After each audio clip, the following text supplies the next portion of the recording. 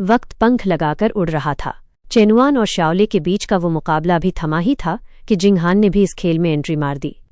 उसने अपना वो खतरनाक giant app divorce the pillar वाला दांव चला कि उसका पूरा शरीर थरथराने लगा। चेनुआन ने बड़े प्यार से पूछा, सब ठीक तो है ना? जिंगहान ने बस इतना कहा, मैं ठीक हूं। चेनुआन ने अपनी पोजीशन बदली और चेहरे पर एक हल्की मुस्कान लाते हुए बोला, तुम मुझसे कुछ भी मांग सकती हो। मैं ये तो नहीं कहता कि हर जिद पूरी करूंगा, पर अपनी जान लगा दूंगा तुम्हें खुश करने में। जिंगहान ने बड़ी सावधानी से उसकी तरफ देखा और दबी आवाज में पूछा, तो क्या मैं तुम्हारे साथ थोड़ा और वक्त बिता सकती हूँ? चेनुआन थोड़ा हंसा और बोला, मुझे लगा था तुम कोई महंगी चीज मांगोगी। जिंगहान ने जवाब दिया, तुमने इस बार और पिछली बार मिलाकर पहले ही मुझ पर बहुत लुटा दिया है। 20-30 हजार तो तुम ऐसे ही खर्च कर चुके हो। चेनुआन ने जिंगहान का हाथ अपने गाल पर रखा और मन ही मन सोचने लगा, महंगी चीजों की मांग पूरी करना तो बाएं हाथ का खेल है, पर अगर हर लड़की वक्त मांगने लगी तो मैनेज करना मुश्किल हो जाएगा। हाँ, अगर आज की तरह 2 लोग साथ हों तो काम जल्दी निपट जाता है। उसने याद किया कि कैसे अभी थोड़ी देर पहले उन तीनों ने मिलकर 3 तलवारों वाला कमाल दिखाया था। फिर उसने जिंगहान की ठुड्डी को ऊपर उठाया और कहा, ठीक है, पर यह बार बार नहीं होगा। जिंगहान खुशी खुशी चेनुआन की बाहों में समा गई और बोली, बस थोड़ा सा और। चेनुआन ने सिर हिलाया, ठीक है। ये सुनते ही जिंगहान ने चेनुआन के होठों पर एक प्यारा सा किस किया।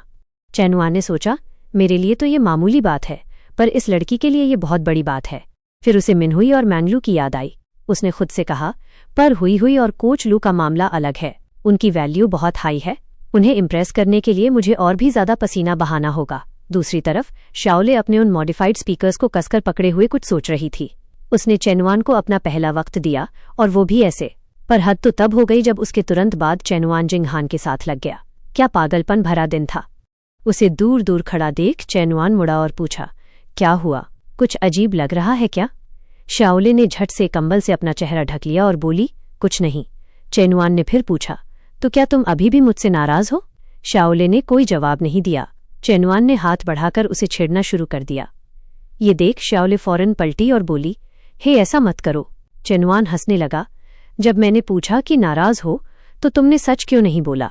तब तो कह रही थी कि नाराज नहीं हो। शाओले कंबल के अंदर एक कीड़े की तरह दुबक गई और मुंह फुलाकर पूछा, तो अगर मैं नाराज हूं तो क्या कर लोगे? चेनुआन बोला, अगर तुम नाराज हो तो मैं तुम्हें शानदार खाना खिलाऊंगा। चलो उठो, दावत उड़ाते हैं। शाओले ने जवाब दिया, मुझसे अब हिला भी नहीं जा रहा, मैं कुछ भी टेस्टी नहीं खा सकती। चेनुआन मुस्कुराया और बोला, ठीक है, तो मैं मैनेजर से कहकर खाना कमरे में ही मंगवा लेता हूँ, हम यहीं बैठकर खाएंगे। शाओले ने हाथ उठाते हुए कहा, ठीक है फिर, पर तुम्हें मुझे अपनी गोद में उठाना होगा। चेनुआन ने उसे गोद में उठा लिया और बोला, ठीक है बाबा, मैं तुम्हें उठा लूंगा। 20 मिनट बीत गए। जिंगहान नहाकर बाहर आई और चेनुआन और शाओले के पास आकर बैठ गई। उन दोनों लड़कियों की उलझन को इग्नोर करते हुए चेनुआन मजे से अपना खाना ठूसता रहा। उसने सोचा, इन्हें इस माहौल की आदत डाल लेनी चाहिए, आगे चलकर यही रोज का काम होने वाला है। तभी शाओले अचानक बोल पड़ी, चेनुआन, क्या तुमने मेरे लिए अलग कमरा नहीं लिया था? क्या मैं अपना खाना अपने कमरे में ले जाकर खा सकती हूँ? ये सुन चेनुआन ने पूछा, क्या इसकी जरूरत है? क्या तुम दोनों सगी बहनों की तरह नहीं बन गई हो? चलो साथ बैठकर खाते हैं और गप्पे लड़ाते हैं। शाओले ने अजीब महसूस करते हुए कहा, पर यह बहुत अजीब लग रहा है। चेनुआन ने जिंगहान की तरफ देखा। अजीब? जिंगहान, क्या तुम्हें ये अजीब लग रहा है? जिंगहान बोली, नहीं, इसमें कुछ भी अजीब नहीं है।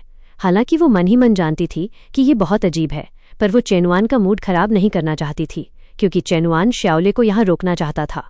चेनुआन ने शाओले से कहा, देख लो, जिंगहान को अजीब नहीं लग रहा, मुझे अजीब नहीं लग रहा, तो तुम्हें क्या दिक्कत है? शाओले ने फिर पूछा, तो क्या मैं अपना सामान पैक करके वापस स्कूल जाकर खा सकती हूँ? चेनुआन ने सूप का एक घूंट लिया और बड़े ठंडे अंदाज में कहा, बिल्कुल, जा सकती हो। जिंगहान ये सुनकर हैरान थी कि चेनुआन ने इतनी आसानी से उसे जाने कैसे दिया। शाओले को भी शक हुआ। चेनुआन की आवाज इतनी ठंडी थी और उसने उसे स्कूल छोड़ने तक की बात नहीं की। उसे लगा कहीं वो नाराज तो नहीं हो गया। अभी वो सोच ही रही थी कि चेनुआन ने उसका सिर सहलाया और मुस्कुराते हुए कहा, अभी तुम्हारी हालत पूरी तरह ठीक नहीं है, स्कूल जाना अभी सही नहीं होगा। जाना ही है तो कल चली जाना। वैसे भी क्या तुम मेरे साथ थोड़ा और वक्त नहीं बिताना चाहती? चेनुआन का ये अंदाज देख शाओले मुस्कुराई और सिर हिलाकर बोली, हाँ। ये देखकर जिंगहान को अपना पहला वक्त याद आ गया। उसने सोचा, चेनुआन ने मुझसे कभी ऐसी बातें नहीं की, ना ही इस प्यार भरी टोन में बात की। उसने तो शाओले के बाल भी छुए। उसे हल्की सी जलन महसूस हुई। तभी चेनुआन ने अपना दूसरा हाथ बढ़ाकर जिंगहान का सिर भी सहलाया। दोनों लड़कियों के दिल में एक गर्माहट सी महसूस हुई। शाओले को लगा कि शायद इस हाल में भी वो खुश है, और जिंगहान ने सोचा कि काश चेनुआन हमेशा उसके सिर को ऐसे ही सहलाता रहे। तभी दरवाजे पर दस्तक हुई। चेनुआन ने दरवाज़ा खोला। होटल का कर्मचारी कुछ कपड़े लेकर आया था। उसने कहा, मिस्टर चेन, ये आपके मंगवाए हुए कपड़े हैं। चेनुआन ने उन्हें लेते हुए शुक्रिया कहा। होटल वाला जाते जाते अंदर शाओले और जिंगहान को घूरने लगा। उसने सोचा, दो अप्सराएं, एक लंबी और गजब की, दूसरी गोरी और परफेक्ट फिगर वाली। मिस्टर चेन के कमरे में तो पहले से ही एक लड़की लंबे समय से रह रही है, ऊपर से ये दो और। क्या इन्हें पकड़े जाने का डर नहीं है? और एक ही रात में 3 लोगों के साथ, क्या इनका शरीर ये सब झेल पाएगा? भाई, अमीर लोग वाकई गजब खेलते हैं। अंदर आकर चेनुआन ने कपड़े बदले और पूछा, शाओले कहाँ गई? जिंगहान ने बताया कि वो नहाने गई है। चेनुआन बोला, ठीक है, मुझे कुछ काम से बाहर जाना है, थोड़ा लेट हो जाऊंगा। शाओले को बता देना। जिंगहान ने सिर हिलाया। चेनुआन ने बैग में कपड़े रखे और जाने लगा। जिंगहान ने मुस्कुराकर उसे विदा किया। थोड़ी देर बाद शाओले बाहर आई और पूछा, चेनुआन कहाँ है? जिंगहान ने कहा, वो काम से बाहर गया है। शाओले ने पूछा, क्या काम? कब तक आएगा? जिंगहान ने भारी मन से कहा।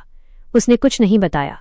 वो मन ही मन जानती थी कि वो कपड़े साथ ले गया है, तो यकीनन वो वही काम करने गया होगा। शाओले ने चिढ़कर पूछा, तो तुमने पूछा क्यों नहीं? जिंगहान ने जवाब दिया, ऐसी चीजें नहीं पूछनी चाहिए। शाओले बेचैन हो गई। बहन, थोड़ी तो हिम्मत दिखाओ, आखिर हम उसकी औरतें हैं, हम क्यों नहीं पूछ सकती? जिंगहान ने हेयर ड्रायर उठाया और शाओले के बाल सुखाते हुए बड़े आराम से समझाया, मुझे लगता है तुम्हें अपनी उम्मीदें थोड़ी कम कर लेनी चाहिए। चेनुआन के दिल में हमारी इतनी भी अहमियत नहीं है। शाओले इस बात से सहमत नहीं थी। मैं तुम्हारी बात नहीं मानती। क्या तुम उसके दिल में एक खास जगह नहीं बनाना चाहती?